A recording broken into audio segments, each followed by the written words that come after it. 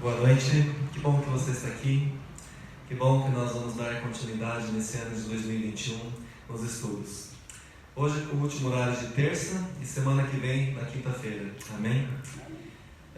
Abra suas Bíblias então no Evangelho de Mateus, capítulo 5, do verso 1 ao 12. Evangelho de Mateus.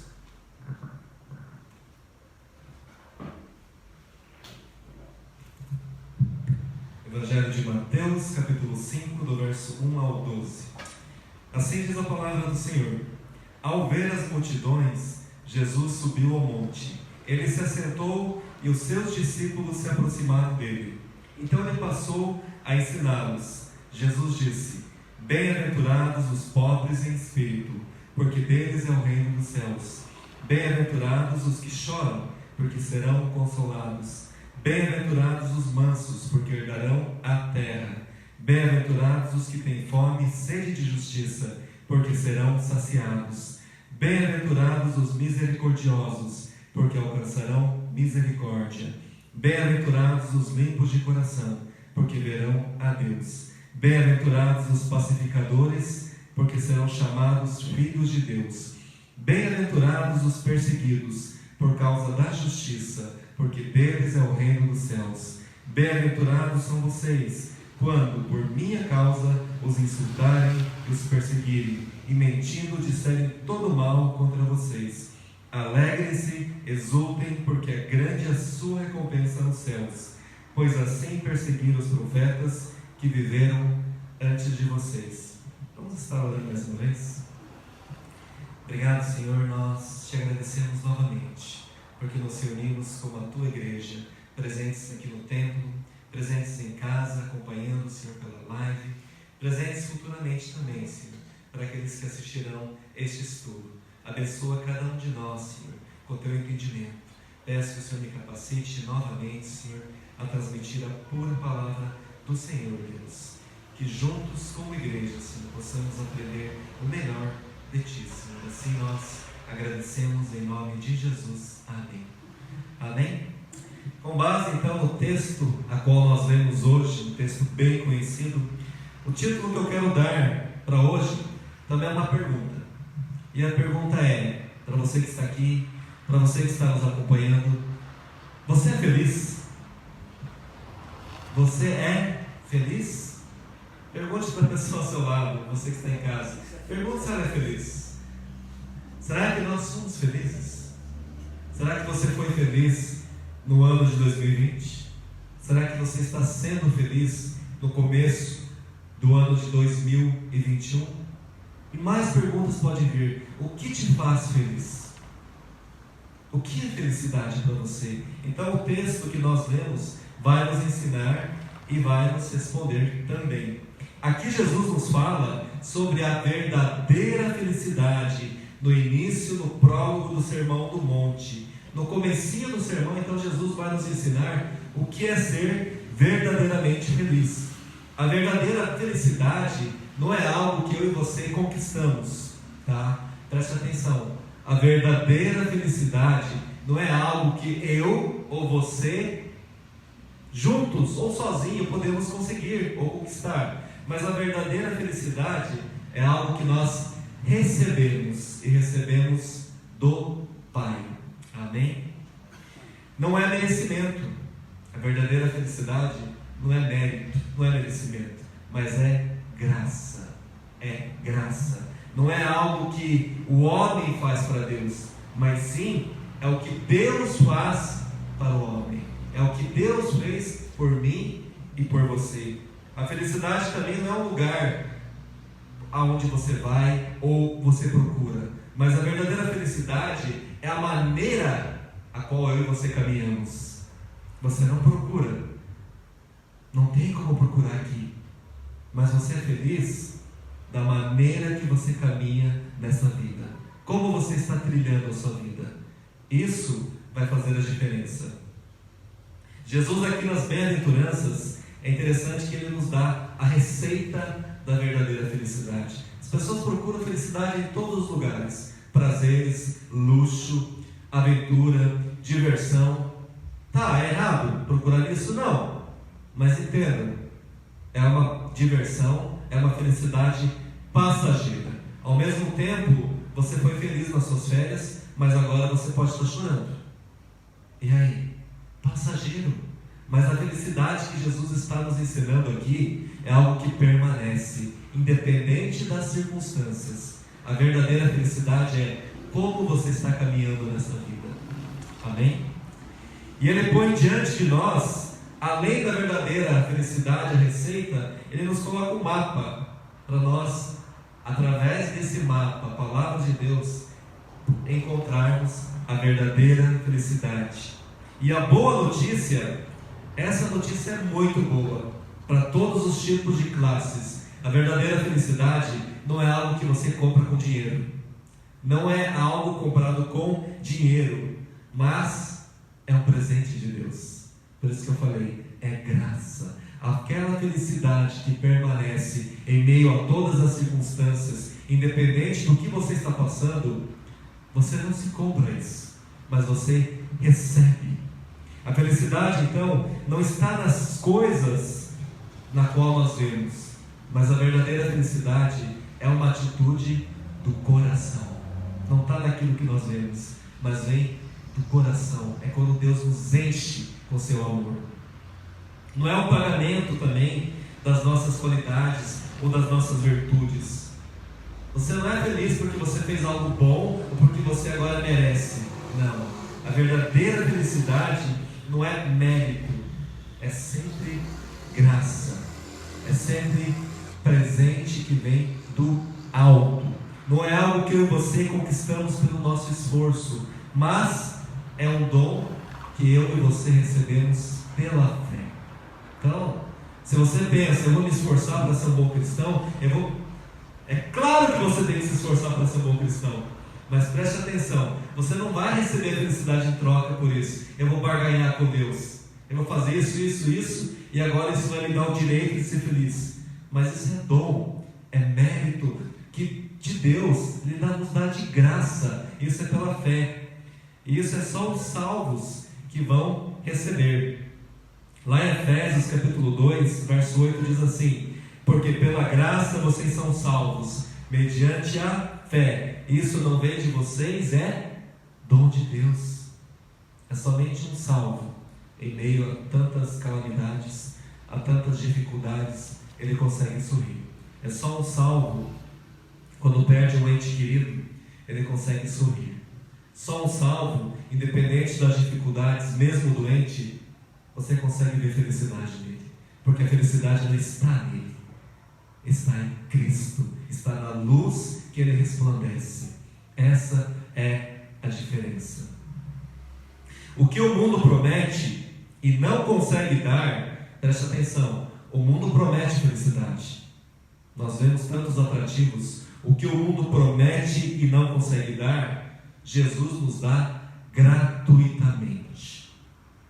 Basta você realmente aceitar.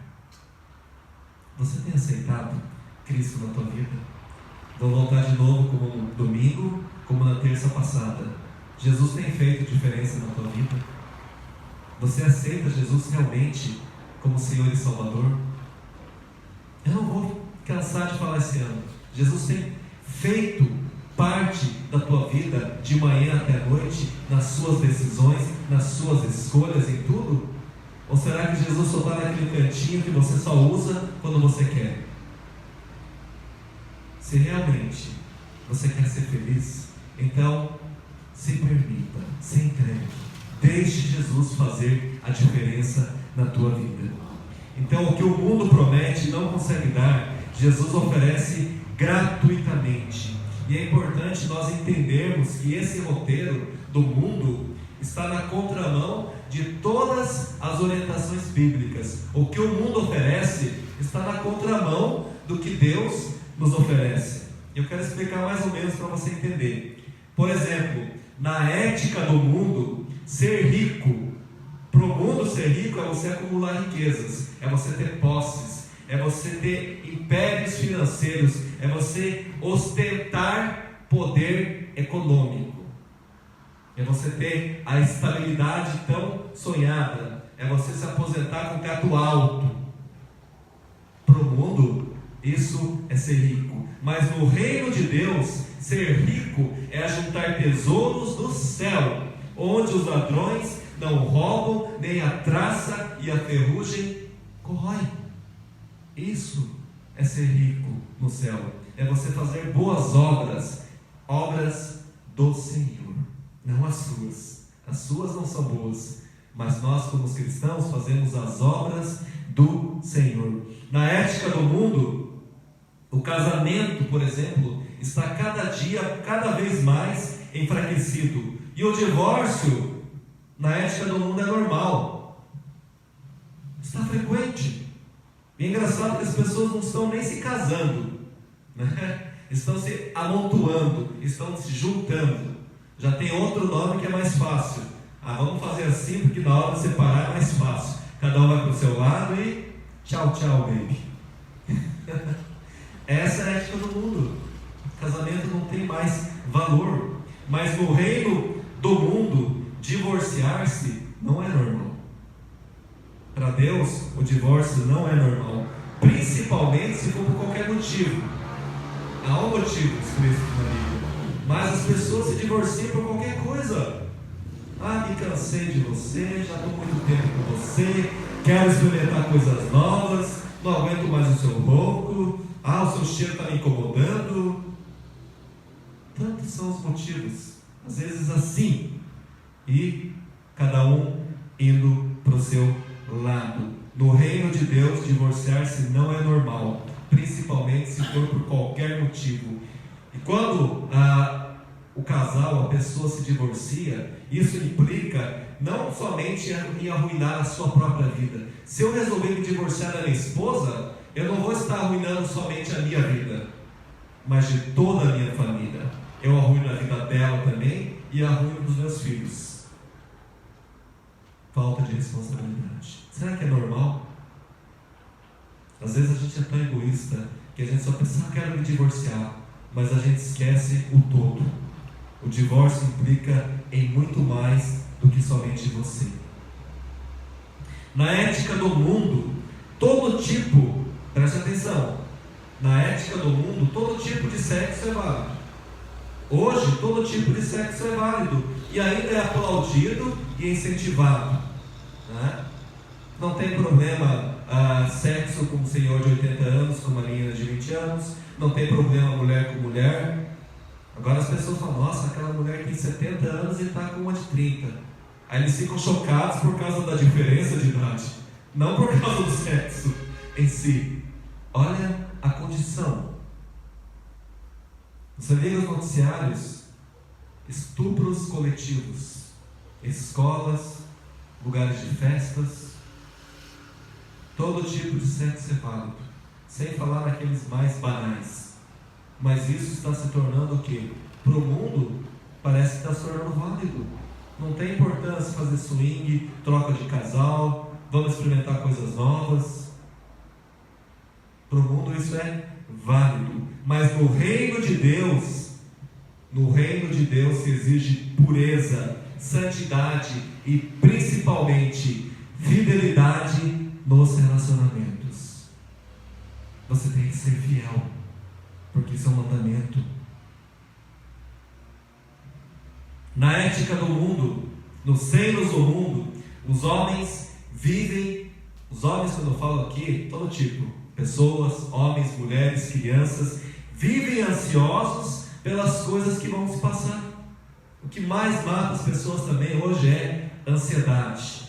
Então, no reino do mundo, as pessoas estão morrendo pela ansiedade, pelas coisas que vão perecer. Mas, enquanto isso, os filhos de Deus, esses buscam em primeiro lugar o reino de Deus que é eterno. Nós buscamos o reino de Deus que é eterno. Mas as pessoas que não têm a Jesus como Senhor e Salvador estão morrendo pelas coisas perecíveis, porque estão buscando somente as coisas terrenas. Na ética do mundo, os falsos profetas ou pregadores, pastores, os falsos profetas, são tidos em alta. Esses falsos profetas no mundo são tidos em alta conta, e recebem das pessoas, dos homens, todo tipo de prestígio e aplausos. Há pregadores que as pessoas que não são da igreja assistem esses falsos profetas, aplaudem. Nossa, esse é o cara, esse sabe pregar. No mundo é assim. Mas para os filhos de Deus, para os filhos do reino, eles são falsos ministros, que pregam um falso evangelho, que criam falsos crentes. Olha a diferença. O mundo aplaude falsos pregadores, aplaude, homenageia, mas no reino de Deus é diferente. Aqueles que conhecem a palavra, eles repudiam falsos profetas, porque eles entendem que são falsos, que pregam falso evangelho e produzem falsos crentes. Por isso que o nosso país está assim, desta forma. Na ética do mundo, o que importa é a aparência. Quantas pessoas vivem de aparência, né? Não quer perder o salto, mas tem que viver de aparência. É por isso, porque o mundo vive de aparência, a tolice, a insensatez prevalece no mundo. As pessoas vivem de aparência. Os homens escutam a verdade, mas não põem em prática. Eles escutam a verdade, mas na hora do vamos ver, estão surdos. Constroem suas casas sobre a areia, para vê-la desmoronar na primeira tempestade. É assim que eles fazem. Constroem o seu alicerce na areia, e na primeira tempestade que vem, é tudo arrastado. Mas no reino de Deus não basta você ouvir e conhecer. No reino de Deus você tem que colocar em prática. No reino de Deus você tem que ouvir, você tem que compreender e praticar. Não basta você construir a sua casa, você tem que construir na rocha, que é Cristo. Os filhos de Deus constroem seus alicerces em Cristo. Não basta ter uma casa segura aos olhos dos homens, é preciso que essa casa permaneça inabalável, firme, diante das tempestades que a vida nos traz. É assim que o cristão permanece firme, porque ele está firme na rocha. Os reinos de Deus, o reino de Deus está sempre em oposição aos reinos do mundo. Reino de Deus, contrário, contramão aos reinos deste mundo. Os reinos desse mundo, eles são aplaudidos agora, não é?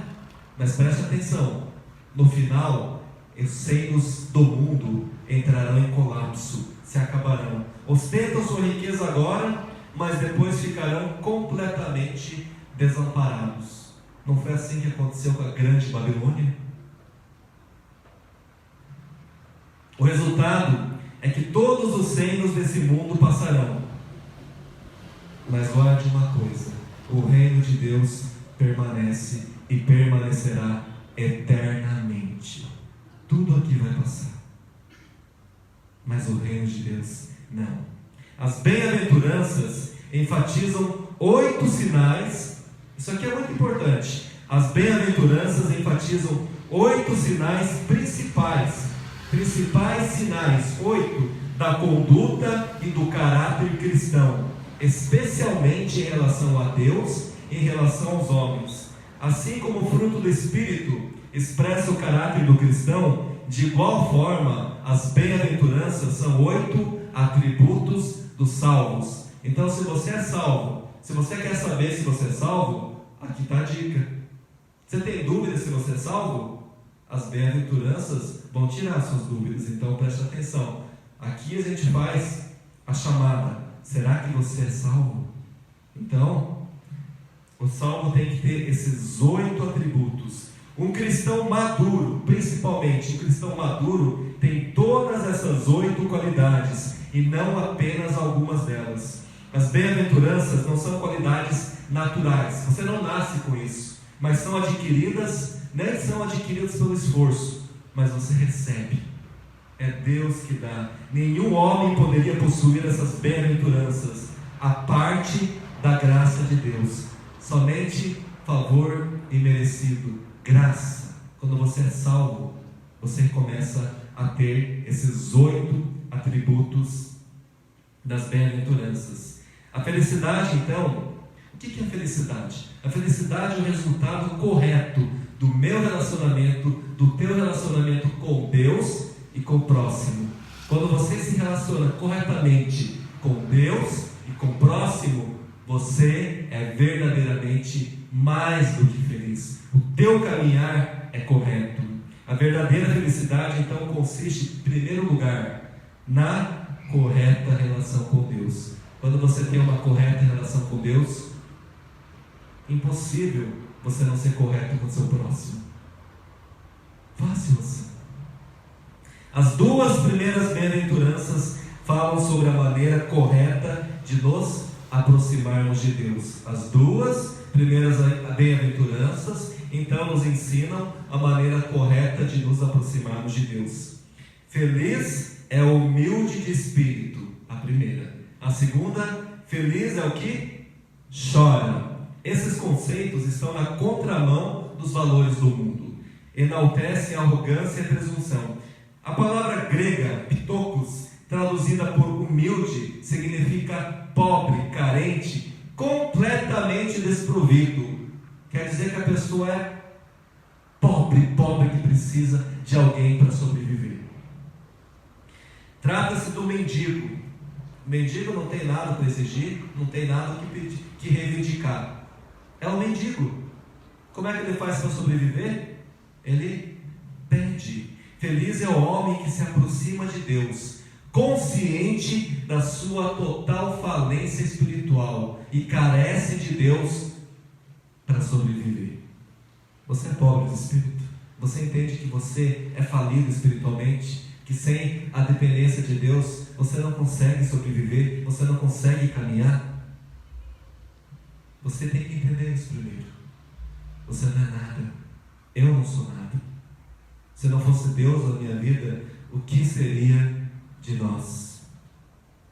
Então, feliz é o homem que se aproxima de Deus, consciente da sua total falência espiritual, e dessa maneira ele se agarra à graça de Deus.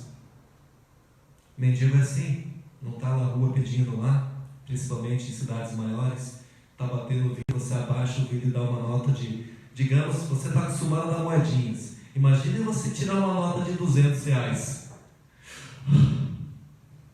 É assim que nós temos que fazer. Nós somos mendigos espirituais. E quando é pregada a palavra, quando a igreja está de portas abertas, nós deveríamos fazer que nesse mendigo. Mas muitos não fazem isso. Por quê? Vocês esqueceram do quão pobres espiritualmente são.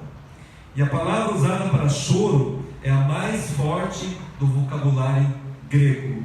Era usado para descrever o choro pela perda de um ente querido. Você já perdeu um ente querido? Você sabe o significado dessa palavra. É exatamente esse choro de que se fala. Trata de um choro profundo, doloroso e amargo. Feliz é aquele que chora pelos seus pecados e sente tristeza diante de Deus pelas mazelas do seu coração. Agora você está enxergando o quão corrupto que você é e você chora por isso. Você chora, você sente tristeza pela pessoa que você é. Mas por que você é feliz? Hein? Aqueles que se aproximam de Deus, conscientes de sua total necessidade e lamentando seus pecados, são felizes. Porque são felizes porque recebem consolo de Deus. Deus não vai deixar você chorando. Você entendeu? Mas agora Deus vai te tomar nos braços.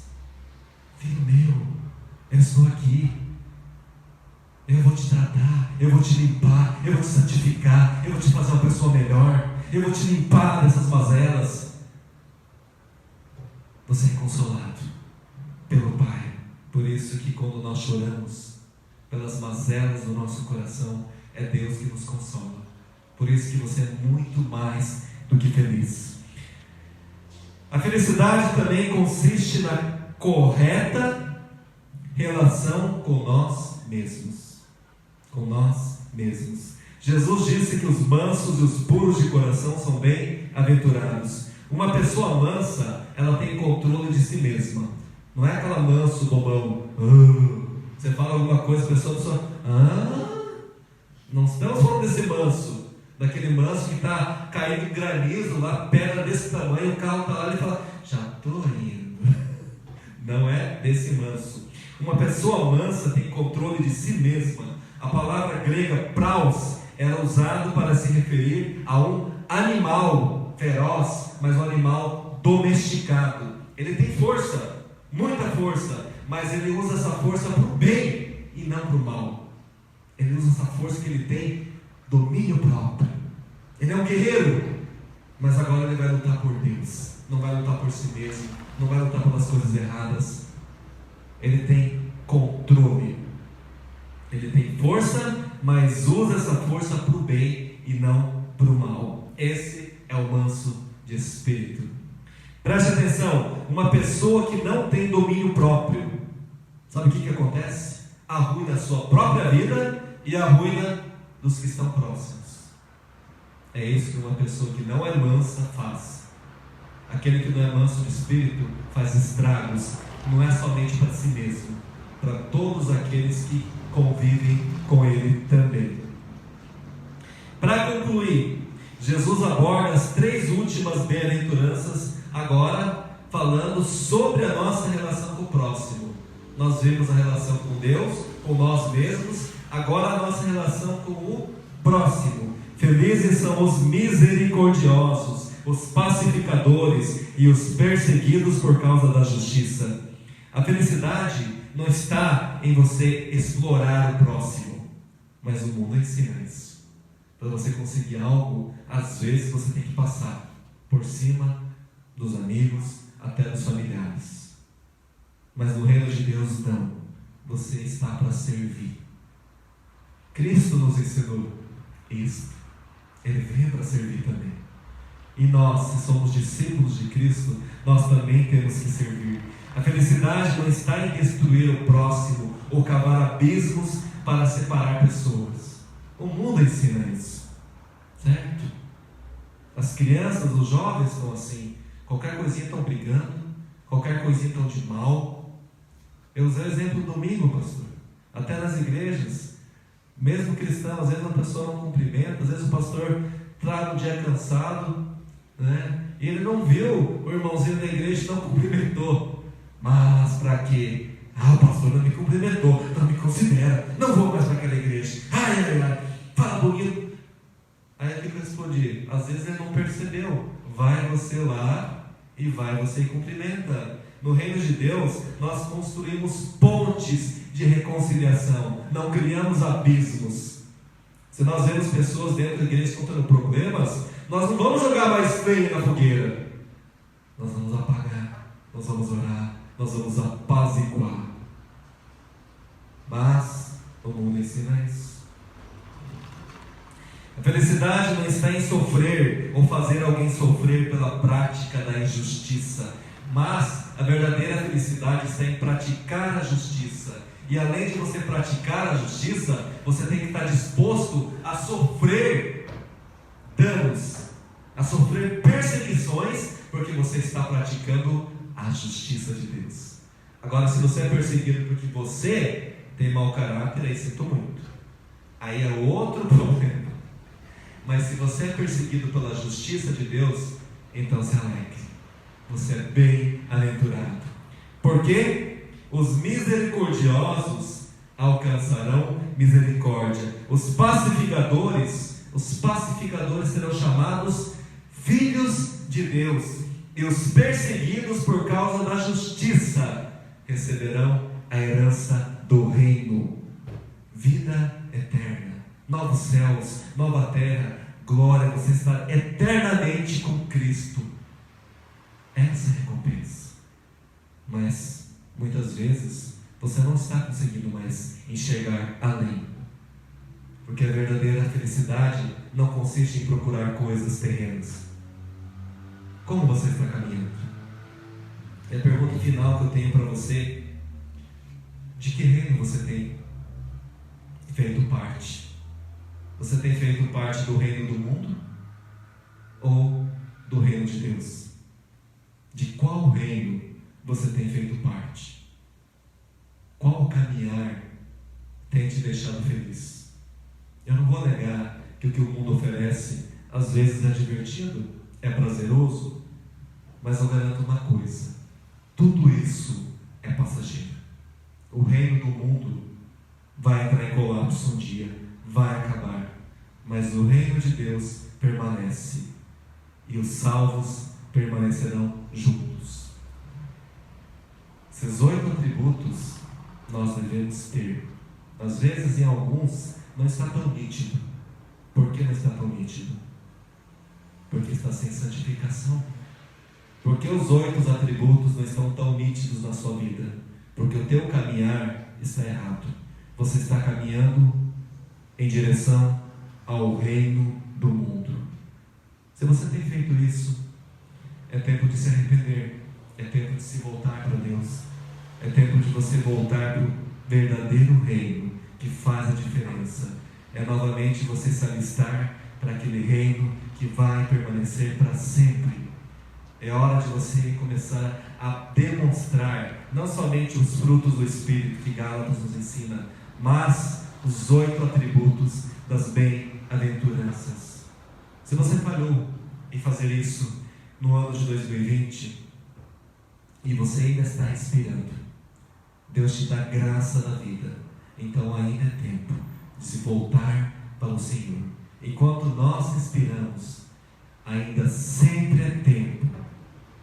Cristo está à nossa porta, está à porta do teu coração, cristão, te chamando, te convidando, estendendo a tua mão para você.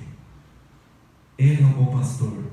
Ele está chamando aquela ovelha desgarrada, ou Ele está chamando a dracma que se perdeu, ou Ele está chamando o filho rebelde que quis experimentar novos horizontes. Mas Ele está te convidando. E o céu se alegra quando um pecador se arrepende. Quer dádiva maior que essa? Nós vamos dar continuidade então no Sermão do Monte, capítulo 5, 6, 7. Assim, se Deus permitir, nós terminaremos. E juntos nós vamos fazer florescer esses 8 atributos em nossa vida cristã. Amém? Por isso nós dependemos totalmente de Deus. Pastor?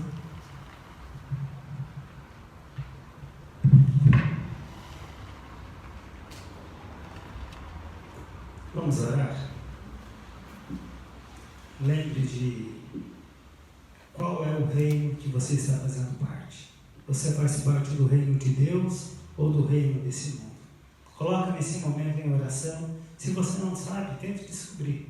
Peça para que Deus revele, através das suas bem-aventuranças, qual é o reino que você tem exercido na tua vida. Pai, em nome de Jesus, nós reconhecemos, Senhor, que Tu és o nosso Deus. Sabemos que tudo pertence a Ti, nada acontece na nossa vida sem a Tua permissão. Sabemos, ó Pai, que pertencemos ao Teu reino, o reino de glória, o reino de bem-aventurança que nos traz alegria em todo o tempo. Queremos, Senhor, continuar celebrando esse reino de uma forma contagiante, que possamos contagiar as pessoas que estão ao redor, que elas se sintam, Senhor, bem em estar juntamente com a gente, porque o reino é do Senhor e temos que deixar resplandecer a Tua glória, o Teu brilho na nossa vida, para que as pessoas possam querer esse brilho também nas suas. Sabemos, ó Pai, que Tu está entrando em todos os lares nessa noite. Eu peço, Senhor, que verdadeiramente Tu possa abalar as vidas de uma forma muito especial, que eles possam reconhecer a necessidade de pertencer ao reino de Deus.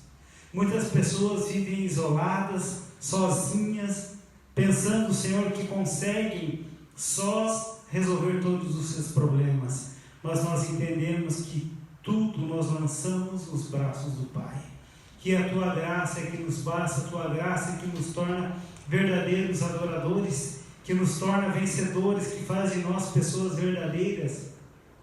Que nessa noite, Pai, Tu possa fazer resplandecer aquela luz que estava ofuscada na vida das pessoas que estão ouvindo essa palavra, Senhor. As pessoas que se identificam com o reino de Deus e fazem parte desse reino. As pessoas que não fazem parte, que nessa noite possam se prostrar em Tua presença e dizer: Pai, eu quero ser Teu filho, eu quero fazer parte, eu quero encontrar essa alegria que somente há no Senhor. Tantas pessoas buscam a paz, mas não encontram porque não procuram no Senhor. E nós, Senhor, oferecemos isso como uma dádiva do Pai, como um presente, como algo tão especial que Tu tem prazer em dividir com cada um.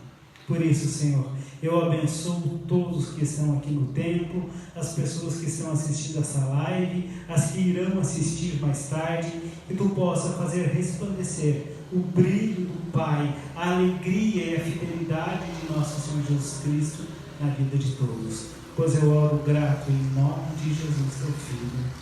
Amém. Que Deus abençoe você e a tua casa e tenha uma semana repleta de paz. Lembrando que quinta-feira nós temos o nosso culto no lar e no domingo nós temos o nosso culto dominical, culto da família, e também teremos a nossa ceia, né? A ceia do Senhor será realizada nesse domingo. Deus abençoe a todos. Amém.